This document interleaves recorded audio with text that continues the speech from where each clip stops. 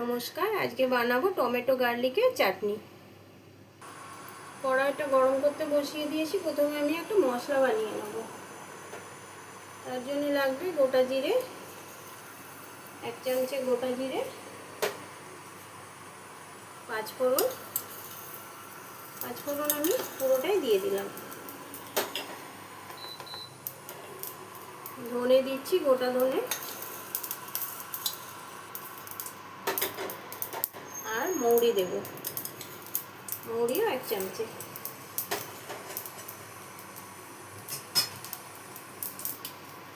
ভালো মতন আমি ভেজে নেব, ভেজে মিক্সিতে গুঁড়িয়ে নেব।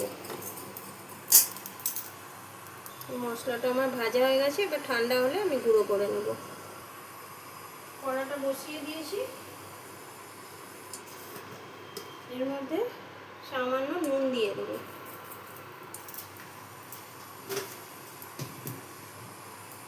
এই যে কেটে রাখা টমেটো কেটে রেখেছিলাম, টমেটোগুলো দিয়ে দেবো।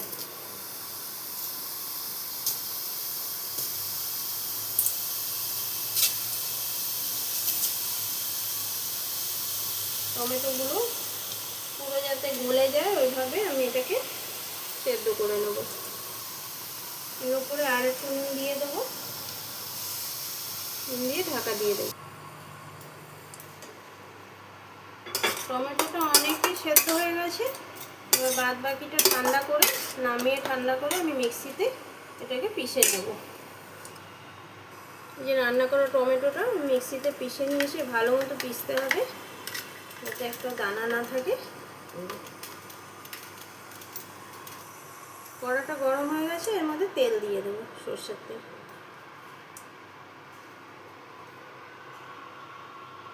তেলটা গরম হয়ে গেছে, এর মধ্যে বেশ খানিকটা কুচনো রসুন আমি দিয়ে দিচ্ছি। মানে একটা বড় রসুন ছিল। এটা একটু ভাজতে হবে হালকা করে। রসুনটা হালকা ভাজা হয়ে গেছে, এবার আমি টমেটোটা দিয়ে দেবো।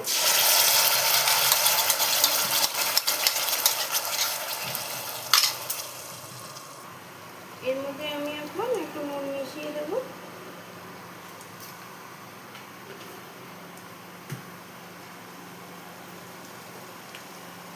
সামান্য একটু হলুদ দিয়ে দেবো। আরও শুকোতে হবে, যাতে জল এক ফোঁটাও, যাতে মানে যেটুকু জল আছে, জল কিন্তু দেওয়া হয়নি, টমেটোর যেটুকু জল আছে সেই জলটাকে শুকিয়ে নিতে হবে। এর মধ্যে আমি বেশ খানিকটা চিলি ফ্লেক্স দিয়ে দিচ্ছি। আপনারা চাইলে লঙ্কার গুঁড়ো ইউজ করতে পারেন। এটা ছিল চিলি ফ্লেক্স, সেটাই আমি দিচ্ছি। এটার মধ্যে আমি এখন তেঁতুল ভিজিয়ে রেখেছিলাম, তেঁতুলের পাল্পটা দিয়ে দেবো।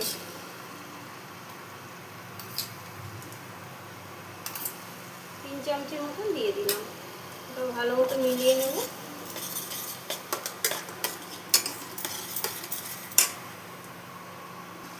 এখন আমি এর মধ্যে চিনি দেব। মিষ্টিটা, ঝালটা, তেঁতুলের যে পাল্পটা, টকটা আপনারা নিজেদের মতন করে নেবেন, ঝাল, মিষ্টি আর টকটা। 3 চামচের মতন চিনি দিলাম।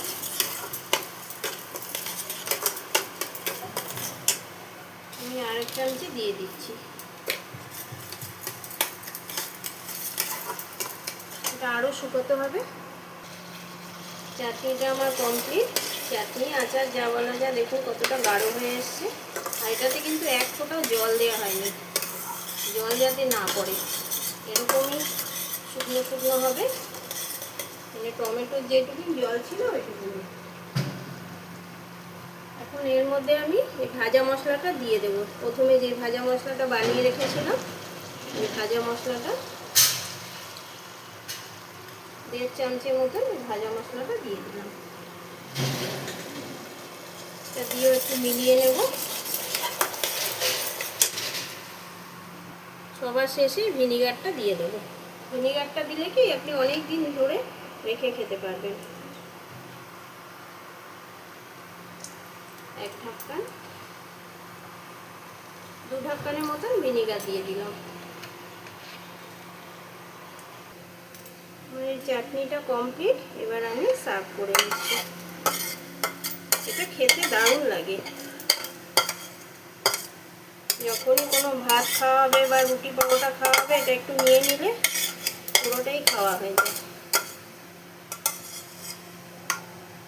আমার জায়গাটা বড় হয়ে গেছে আর চাটনিটা কম হয়ে গেছে, টমেটো কম ছিল।